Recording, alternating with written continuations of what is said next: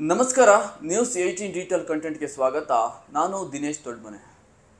ಬರೋಬ್ಬರಿ 18 ವರ್ಷಗಳ ಬಳಿಕ ರಾಯಲ್ ಚಾಲೆಂಜರ್ಸ್ ಬೆಂಗಳೂರು ತಂಡ ತನ್ನ ಚೊಚ್ಚಲ IPL ಪ್ರಶಸ್ತಿಯನ್ನು ಗೆದ್ದು ಸಂಭ್ರಮಿಸಿದೆ. ಕಿಂಗ್ಸ್ 11 ಪಂಜಾಬ್ ವಿರುದ್ಧದ ನಡೆದಂತಹ ಇಂಡಿಯನ್ ಪ್ರೀಮಿಯರ್ ಲೀಗ್ನ 2025ನೇ ಸಾಲಿನ ಫೈನಲ್ ಪಂದ್ಯದಲ್ಲಿ ಟ್ರೋಫಿ ಗೆಲ್ಲುವ ಮೂಲಕ IPL ಇತಿಹಾಸದಲ್ಲಿಯೇ ತನ್ನ ಚೊಚ್ಚಲ ಪ್ರಶಸ್ತಿಯನ್ನ ಮುಡಿಗೇರಿಸಿಕೊಂಡಿದೆ. ಈ ನಡುವೆ ರಾಯಲ್ ಚಾಲೆಂಜರ್ಸ್ ಬೆಂಗಳೂರು ತಂಡ ಗೆದ್ದಂತಹ ಪ್ರಶಸ್ತಿಯ ಮೊತ್ತ ಎಷ್ಟು ಮತ್ತು ರನ್ನರ್ಸ್ ಆಫ್ ಮತ್ತು ಪ್ಲೇ ಆಫ್ಗೆ ಬಂದಂತಹ ತಂಡಗಳಿಗೆ ಸಿಕ್ಕಂತಹ ಒಟ್ಟು ಮೊತ್ತ ಎಷ್ಟು ಎನ್ನುವುದರಂತಹ ಕಂಪ್ಲೀಟ್ ಆದ ಮಾಹಿತಿಯನ್ನ ಕೊಡ್ತಾ ಹೋಗ್ತೀನಿ. ಈ ವಿಡಿಯೋವನ್ನ ಕೊನೆ ತನಕ ನೋಡಿ. ರಾಯಲ್ ಚಾಲೆಂಜರ್ಸ್ ಬೆಂಗಳೂರು ತಂಡದ ಅಭಿಮಾನಿಗಳು ಬರೋಬ್ಬರಿ ಒಂದು ಟ್ರೋಫಿಯನ್ನ ನೋಡ್ಲಿಕ್ಕೆ 18 ವರ್ಷಗಳಿಂದ ಕಾದು ಕುಳಿತಿದ್ರು.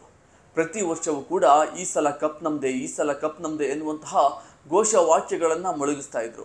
ಆದ್ರೂ ಕೂಡ ಒಂದಲ್ಲ ಒಂದು ಕಾರಣಕ್ಕೆ ತಂಡ ಎಡುತ್ತಾ ಇತ್ತು. ಆದರೆ ಈ ಬಾರಿ 18ನೇ ಸೀಸನ್ನಲ್ಲಿ ಇಂಡಿಯನ್ ಪ್ರೀಮಿಯರ್ ಲೀಗ್ನ ಟ್ರೋಫಿಯನ್ನು ಗೆಲ್ಲುವ ಮೂಲಕ ಅಭಿಮಾನಿಗಳು ಸಂಭ್ರಮಿಸುವಂತೆ ಮಾಡಿದ್ದಾರೆ. ಜಗತ್ತಿನಾದ್ಯಂತ ಇರುವಂತಹ ರಾಯಲ್ ಚಾಲೆಂಜರ್ಸ್ ಬೆಂಗಳೂರು ತಂಡದ ಅಭಿಮಾನಿಗಳು ಈ ಒಂದು ಗೆಲುವಿನ ಬಳಿಕ ಸಂಭ್ರಮಾಚರಣೆಯಲ್ಲಿ ತೊಡಗಿದ್ದಾರೆ. ಹಾಗಿದ್ರೆ ಕೋಟಿ ಕೋಟಿ ಕೊಟ್ಟು ಆಟಗಾರನ ಖರೀದಿಸುವಂತಹ ಫ್ರಾಂಚೈಸಿಗಳಿಗೆ ಈ ಒಂದು ಟೂರ್ನಿಯನ್ನ ಗೆಲ್ಲುವುದರಿಂದ ಎಷ್ಟು ಹಣ ಸಿಗುತ್ತೆ ಅಂತ ನೋಡೋದಾದ್ರೆ, ಪ್ರಶಸ್ತಿಯನ್ನು ಗೆಲ್ಲುವಂತಹ ತಂಡಕ್ಕೆ ಒಂದು ಅದ್ಭುತವಾದ ಟ್ರೋಫಿಯ ಜೊತೆಗೆ ಬರೋಬ್ಬರಿ 20 ಕೋಟಿ ರೂಪಾಯಿಗಳು ಸಿಗುತ್ತೆ. ಅದ್ರ ಜೊತೆಯಲ್ಲಿ ರನ್ನರ್ಸ್ ಆಫ್ ಆಗುವಂತಹ ತಂಡಕ್ಕೂ ಕೂಡ 12.5 ಕೋಟಿ, ಅಂದ್ರೆ ರಾಯಲ್ ಚಾಲೆಂಜರ್ಸ್ ಬೆಂಗಳೂರು ವಿರುದ್ಧ ಸೋತಂತಹ ಕಿಂಗ್ಸ್ 11 ಪಂಜಾಬ್ ತಂಡಕ್ಕೆ 12.5 ಕೋಟಿ ರೂಪಾಯಿ ಸಿಗಲಿದೆ. ಇನ್ನು ಎಲಿಮಿನೇಟರ್ ನಲ್ಲಿ ಸೋತಂತಹ ಗುಜರಾತ್ ಟೈಟನ್ಸ್ ತಂಡಕ್ಕೆ 6.5 ಕೋಟಿ ಹಾಗೂ ಇನ್ನು ಎರಡನೇ ಕ್ವಾಲಿಫೈಯರ್ ನಲ್ಲಿ ಸೋತಂತಹ ಮುಂಬೈ ಇಂಡಿಯನ್ಸ್ ತಂಡಕ್ಕೆ 7 ಕೋಟಿ ರೂಪಾಯಿಗಳು ಸಿಗಲಿದೆ. ಇದರ ಜೊತೆಯಲ್ಲಿ ಆರೆಂಜ್ ಕ್ಯಾಪ್ ಹೋಲ್ಡರ್ಗೆ 10 ಲಕ್ಷ ಹಾಗೂ ಪರ್ಪಲ್ ಕ್ಯಾಪ್ ಹೋಲ್ಡರ್ಗೂ ಕೂಡ 10 ಲಕ್ಷ ರೂಪಾಯಿಗಳು ಸಿಗಲಿದೆ. ಸದ್ಯ 2025ನೇ ಸಾಲಿನಲ್ಲಿ ಪ್ರಶಸ್ತಿಯ ಮೊತ್ತ ಬರೋಬ್ಬರಿ 20 ಕೋಟಿ ರೂಪಾಯಿಗಳಾಗಿದೆ. ಹಾಗಿದ್ರೆ 2008ರಲ್ಲಿ ಅಂದ್ರೆ IPL ನ ಮೊದಲನೇ ಆವೃತ್ತಿಯಲ್ಲಿ ಪ್ರಶಸ್ತಿಯ ಮೊತ್ತ ಎಷ್ಟಿತ್ತು, ವಿನ್ನರ್ಗೆ ಎಷ್ಟು ಹಣ ಸಿಗ್ತಾ ಇತ್ತು ಅಂತ ನೋಡೋದಾದ್ರೆ, ಅಂದಿನ ದಿನದಲ್ಲಿ ವಿನ್ನರ್ಸ್ ಆದಂತಹ ತಂಡಕ್ಕೆ ಬರೋಬ್ಬರಿ 4.8 ಕೋಟಿ ರೂಪಾಯಿಗಳು ಸಿಗ್ತಾ ಇತ್ತು ಮತ್ತು ರನ್ನರ್ಸ್ ಆಫ್ ಆದಂತಹ ತಂಡಕ್ಕೆ 2.4 ಕೋಟಿ ರೂಪಾಯಿಗಳು ಸಿಕ್ಕಿತ್ತು.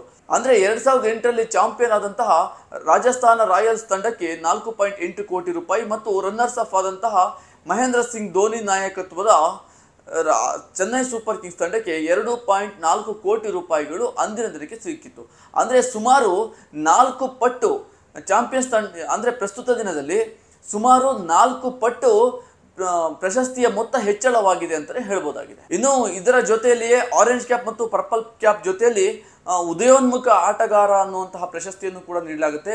ಆ ಒಂದು ಪ್ರಶಸ್ತಿಗೂ ಕೂಡ 10 ಲಕ್ಷ ರೂಪಾಯಿಗಳನ್ನ ನೀಡಲಾಗುತ್ತೆ. ಈ ಒಂದು ಪ್ರಶಸ್ತಿಯನ್ನು ಕೂಡ ಆರೆಂಜ್ ಕ್ಯಾಪ್ ಹೋಲ್ಡರ್ ಆದಂತಹ ಸಾಯಿ ಸುದರ್ಶನ್ ಅವರಿಗೇನೆ ಸಿಗುತ್ತೆ, ಅದು ಕೂಡ 10 ಲಕ್ಷ ರೂಪಾಯಿಗಳು. ಇನ್ನು super striker of the tournament ಅಂತ ಹೇಳಿ ಅತಿ ಹೆಚ್ಚು ಸ್ಟ್ರೈಕ್ ರೇಟ್ ಅನ್ನ ಹೊಂದಿರುವಂತಹ ಆಟಗಾರನಿಗೆ ನೀಡಲಾಗುತ್ತೆ, ಅದು 14 ವರ್ಷದ ವೈಭವ್ ಸೂರ್ಯವಂಶಿ ಅವರಿಗೆ ಸಿಕ್ಕಿದೆ.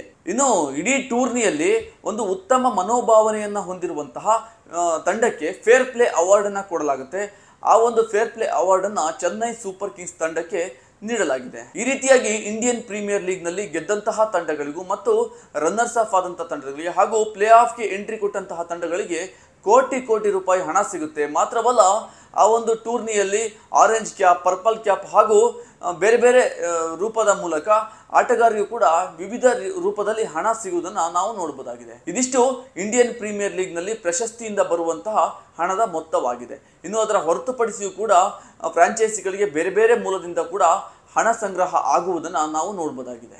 ಇದೇ ರೀತಿಯಾದಂತಹ ಇನ್ನಷ್ಟು ಸುದ್ದಿಗಳಿಗಾಗಿ ನ್ಯೂಸ್ 18 ಯೂಟ್ಯೂಬ್ ಚಾನಲ್ ಅನ್ನು ಸಬ್ಸ್ಕ್ರೈಬ್ ಮಾಡಿಕೊಳ್ಳಿ ಹಾಗೂ ನ್ಯೂಸ್ 18 ಫೇಸ್ಬುಕ್ ಮತ್ತು ಇನ್ಸ್ಟಾಗ್ರಾಮ್ ಪೇಜ್ಗಳನ್ನು ಫಾಲೋ ಮಾಡಿ.